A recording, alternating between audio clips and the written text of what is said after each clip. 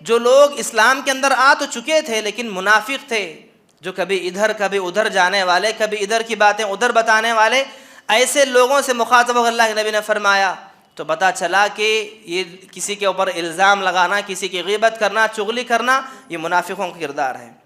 اور آئیے دیکھتے چلیں اس کے بارے میں کتنی سخت وعیدیں آتی ہیں، بڑی سے بڑی وعیدیں اللہ کے نبی نے بیان فرمائی۔ ایک تو اللہ کا قانون ہے، اللہ نے کہا والذین یرمون المحصنات ثم لم یأتوا بأربعة شہداء فجلدوهم 80 جلدة ولا تقبلوا لهم شہادة ابدا واولئک هم الفاسقون۔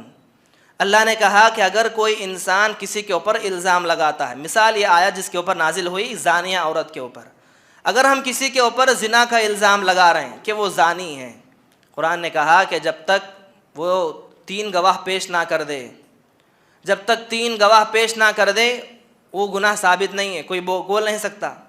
اگر میں نے کسی کے بارے میں الزام لگایا ہے تو مجھے چاہیے کہ میں گواہ پیش کروں، اور گواہ میں پیش نہیں کر سکتا، میں نے بس ایسے ہی منہ میں آنے کے پر اوپر میں نے الزام لگا دیا ہے، چاہے زناکاری کا ہو یا کسی اور کا ہو، کسی کے مال کھانے کے اوپر ہو، کسی کے پیسے ڈبانے کے چکر میں ہو، کسی کا کچھ کھایا ہو، ایسے ایسے الزامات میں نے کچھ لگا دیے، نہ میرے پاس گواہ موجود ہے نہ کوئی ثبوت موجود ہے۔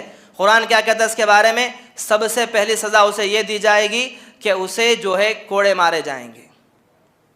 سب سے پہلے اسے مسلمانوں کی جو اس کی اجتماعیت جو ہوتی ہے اسے کوڑے مارے جائیں گے، اور کوڑے مارنے کے بعد دوسری سزا کیا ہے اس کی؟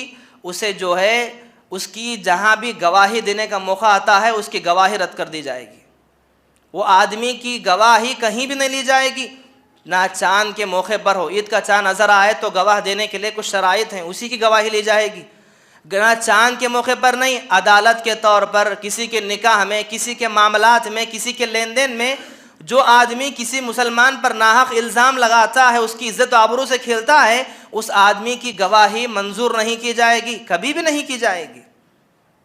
اور اس سے بڑی سزا کیا ہے؟ وَأُولَٰئِكَ هُمُ الْفَاسِقُونَ، ایسے لوگوں کو کل قیامت کے دن اللہ تعالیٰ فاسقوں کی فہرست میں کھڑا کرے گا۔ اللہ اکبر، جو گناہ گار ہوں گے، سیاہ کار ہوں گے، جن کا ٹھکانہ جہنم میں جانا ہوگا، ایسے لوگوں کی فہرست میں یہ جو وہ بھی آئے گا جو دوسروں پر الزامات لگایا کرتا تھا، دوسروں کی عزتوں سے کھیلا کرتا تھا۔ محترم حاضرین، یہ تو قرآن کا قانون ہے، لیکن آئیے دیکھتے چلیں اللہ کے نبی صلی اللہ علیہ وسلم نے کتنی سخت وعیدیں بیان فرمائی۔ آپ نے فرمایا کہ جو لوگوں کی عزتوں سے کھلواڑ کرتے ہیں، لوگوں پر الزامات لگاتے ہیں، لوگوں کے بارے میں برا بھلا کہتے ہیں، لوگوں کی چغلی کرتے ہیں، ایسے لوگوں کو عذاب کیا ہوگا قیامت کے دن؟ آپ نے فرمایا کہ جب معراج کی رات پر میں گیا تو مجھے جنت و جہنم کی سیر کروائی گئی، جہنم کے اندر میں نے دیکھا، کن کو دیکھا؟ ایک ایسے لوگ تھے جن کے ناخن تانبے کے، اپنے ناخنوں سے اپنے چہرے کے، اپنے جسم کے گوشت کو نوچ رہے تھے۔ میں نے پوچھا کہ لوگ کون ہیں؟ مجھے بتایا گیا کہ یہ وہی لوگ ہیں جو دنیا کے اندر لوگوں کا گوشت کھایا کرتے تھے، یعنی لوگوں کی پیٹھ پیچھے ان کی برائی کرنے والے، لوگوں کے اوپر الزامات لگانے والے، لوگوں کی عزتوں سے کھیلنے والے، دنیا کے اندر لوگوں کو ستانے والے تھے، جو لوگوں کا دنیا میں گوشت کھایا کرتے تھے۔ آج سزا یہ دی جا رہی ہے، یہ لوگ ان کا گوشت خود ہی کھا رہے ہیں۔ اللہ اکبر۔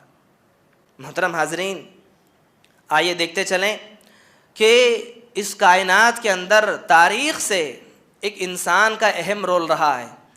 انسان کی ایک فطرت ہے، وہ کیا ہے؟ اللہ تعالیٰ نے بنایا ہے، میرے اندر بھی، آپ کے اندر بھی، حسد، جلن، لوگوں کو دیکھ کر جو ہے کسی کو ناپسند کرنا، کسی کو پسند کرنا، کسی سے حسد کرنا، کسی کے بارے میں بغض رکھنا، یہ ہر انسان کے اندر پایا جاتا ہے، کوئی سے بچا نہیں ہے۔ کوئی اللہ والے، نیک، اپنے آپ کو پاک کرنے والے، اپنے آپ کو بچانے والے ہوں گے اللہ کے۔ ہر ایک کے اندر یہ فطرت پائی جاتی ہے، کہیں نہ کہیں جگہ پر پائی جاتی ہے۔ تو زمانے بھر میں دیکھا گیا کہ ایسے نادان گزرے جن لوگوں نے حسد کی بنیاد پر لوگوں کی عزتوں سے کھلواڑ کیا۔ تاریخ میں لوگوں کے ایسے ویسے میرے اور آپ کی بات نہیں، تاریخ اٹھا کر آپ دیکھیں گے کہ جلیل القدر پیغمبر نہیں بچے ہیں اس چیز سے۔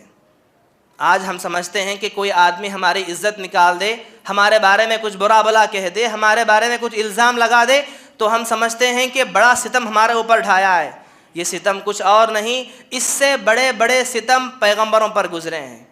پیغمبروں کو جس طرح کی زبانیں پیغمبروں پر چلی ہیں، اس کائنات میں اس طرح کی زبانیں کسی کے اوپر نہیں چلی۔ قربان جائیے، اللہ کے نبی صلی اللہ علیہ وسلم کی زندگی پر اٹھا کر آپ دیکھ لیں، دوسرے پیغمبروں کو اٹھا کر آپ دیکھ لیں کہ جو پیغمبر، جو اللہ کا رسول بن کر دنیا کے اندر آتا، اس رسول کے بارے میں لوگ کیا کیا کہتے، دل میں آئے ذرا کہ اپنی زبان کھلا کرتے تھے، نہ جانے الزامات لگاتے تھے، ایسی کڑوی زبانیں کھلتی تھی پیغمبروں کے بارے میں۔ اللہ اکبر، تاریخ اٹھا کر آپ دیکھیں گے، سب سے پہلے سورہ بقرہ جب ہم تلاوت کرتے ہیں تو حضرت سلیمان علیہ السلام کا واقعہ جہاں پر اللہ نے بیان کیا۔ سلیمان علیہ السلام کے زمانے میں جادو ایک عروج پر چل رہا تھا، جادو کرنا، لوگوں کو ستانا، جادو کے ذریعے سے لوگوں کی زندگیوں سے کھیلنا، یہ علاج اتنا زیادہ عروج پر آیا۔ سلیمان علیہ السلام نے دیکھا کہ اگر یہ سلسلہ یوں ہی چلتا رہا تو زندگیاں تباہ ہو جائیں گی۔ جتنے جادو کی کتابیں تھیں، جتنے جادو کا علم تھا، وہ تمام کتابیں، وہ تمام علوم سلیمان علیہ السلام نے منگوا کر اپنا جو تخت تھا، کرسی تھی جس پر بیٹھا کرتے تھے، اس تخت پر اس کرسی کو ہٹا کر وہیں پر کتابوں کو دفن کر دیا۔ پورے جتنے جادو کی کتابیں تھیں، جادو کا جتنا علم تھا اس زمانے میں، پورا علم جمع کر کے اپنے تخت کے نیچے دفن کر دیے۔ سلیمان علیہ السلام کا دور چلا، آپ کی خلافت کے بعد، آپ کے دور کے بعد جیسے آپ دنیا سے رخصت ہو گئے، ان شیطانوں نے، ان فاسقوں نے، شیاطین نے، فاسق لوگوں نے کیا کیا؟ سلیمان علیہ السلام پر کفر کا الزام لگایا۔ کیا کہا؟ ونعوذ باللہ، کہا کہ سلیمان کی جو سلطنت تھی، سلیمان کی جو طاقتیں تھیں، یہ کوئی اللہ کا کرشمہ نہیں تھا۔ یہ کیسی طاقتیں تھیں؟ سلیمان علیہ السلام ہوا کے ذریعے سے کہاں بولے وہاں پر چلے جاتے تھے، حکم دیتے تو سیکنڈوں میں جنات کی مدد سے کچھ اور ہو جاتا تھا۔ آپ کی حکومت اس طرح تھی کہ کسی کو ملی نہیں۔ اتنی بڑی حکومت، اتنے سپر پاور جو آپ کو دیے گئے تھے، یہ کوئی اللہ کا کرشمہ نہیں ہے، بلکہ تمام چیزیں جادو ہیں۔ ونعوذ باللہ، سلیمان علیہ السلام کفر کر رہے تھے، یہ ایسا الزام انہوں نے لگایا، لیکن اللہ تعالیٰ نے اس کا دفاع کیا۔ اللہ نے کہا وَمَا كَفَرَ سُلَيْمَانُ وَلَكِنَّ الشَّيَاطِينَ كَفَرُوا يُعَلِّمُونَ النَّاسَ السِّحْرَ، یہ جادوگروں نے اور ان جو اس فاسقوں نے، شیاطین نے الزام لگایا ہے، سلیمان کفر کرنے والے نہیں تھے۔ اللہ اکبر، تو پتہ چلا کہ پیغمبروں کو ان لوگوں نے نہیں چھوڑا ہے۔ اب دیکھیں گے یوسف علیہ السلام کی زندگی کو اٹھا کر آپ دیکھیں، یوسف علیہ السلام اتنی پاک دامن جن کا کردار، معصومیت کے عالم میں بھائیوں نے اٹھا کر کنویں میں ڈال دیا۔ کنویں کے زمانے سے نکل کر آپ بازار میں بیچے گئے، مصر میں گئے، آپ کے اوپر امتحانات آئے، امتحانات کے اوپر امتحانات آپ کے اوپر آئے، آخر کار اللہ نے آپ کو مقام عطا کیا۔ کیا مقام دیا؟ آپ کو وزیر خزانہ بنایا، فائنانس منسٹر آپ کو بنا دیا گیا مصر کا۔ وقت کے فائنانس منسٹر بننے کے بعد وہی بھائی جنہوں نے کنویں پھینکا تھا، وہ پورے بھائی مل کر یوسف علیہ السلام کے پاس آئے۔ بنیامین کا ایک واقعہ پیش آیا، بھائی کو چوری کے الزام میں پکڑ لیا گیا، الزام لگایا گیا کہ بنیامین چوری کی ہے۔ معاملہ جب چل رہا تھا تو ان بھائیوں نے کیا کیا جانتے ہیں؟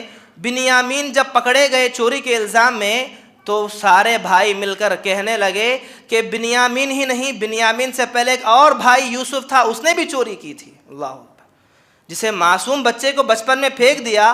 یہ بھائیوں کی حسد یہاں تک نہ گئی بلکہ آگے چل کر انہیں معلوم نہیں کہ کس سے بات کر رہے ہیں، بات سننے والا یوسف بیٹھا ہے، انہیں معلوم نہیں، کہنے لگے کہ آج بنیامین نے چوری کی، اس کا بھائی ایک اور تھا، وہ بھی چور تھا۔ اللہ اکبر، قال انتم شر مکانا، یوسف علیہ السلام نے دل میں کہا کہ کیسے بدترین لوگ ہیں یہ۔ اللہ اکبر، دل میں سمجھا کہ کیسے بدترین لوگ ہیں یہ۔ آخرکار پھر وہ ماجرا آپ کے سامنے پیش کیا گیا۔ تو یہ پیغمبروں کی زندگیاں ہیں۔ آپ دیکھیں گے پاک دامن مریم علیہ السلام کے بارے میں کیا آتا ہے۔ اس پاک دامن مریم یہ بھی محفوظ نہ رہیں، اماں عائشہ صدیقہ رضی اللہ عنہا یہ بھی محفوظ نہ رہیں۔ اس سرزمین پر سب سے معزز پاک دامن عورتیں ہیں یہ، ان سے پاک دامن کون ہو سکتی ہیں؟ ایسی عورتوں کو دنیا والوں نے نہیں چھوڑا۔ دنیا کی زبانیں، دنیا کی ترانے، دنیا کے الزامات کسی کو نہیں چھوڑی ہیں۔ مریم علیہ السلام کو اللہ تبارک و تعالیٰ نے بغیر باپ کے، اللہ نے آپ کو ایک بیٹا عطا کیا بنا شوہر کے، ایک معجزہ تھا اللہ کی جانب سے۔ جیسے اس معجزے کو لے کر لوگوں کے درمیان میں حضرت مریم پہنچی تو لوگوں نے کہا یا اخت ہارون ما کان ابوک امرأ سوء وما کانت امک بغیہ۔ لوگوں نے کیا کہا، کیسے کیسے الفاظ استعمال کیے جانتے ہیں؟ لوگوں نے کہا کہ مریم یہ کیسا کام تو نے کر دیا ہے، نہ تیرا باپ ایسا تھا نہ تیری ماں ایسی تھی. اللہ اکبر. ایسے تیرا باپ نیک تھا، تیری ماں نیک تھی، نیک ماں باپ کے پیٹ میں تو کیسی ظالم تو نے پیدا ہوئی. ایسے ایسے جملے لوگوں نے استعمال کیے. اللہ اکبر.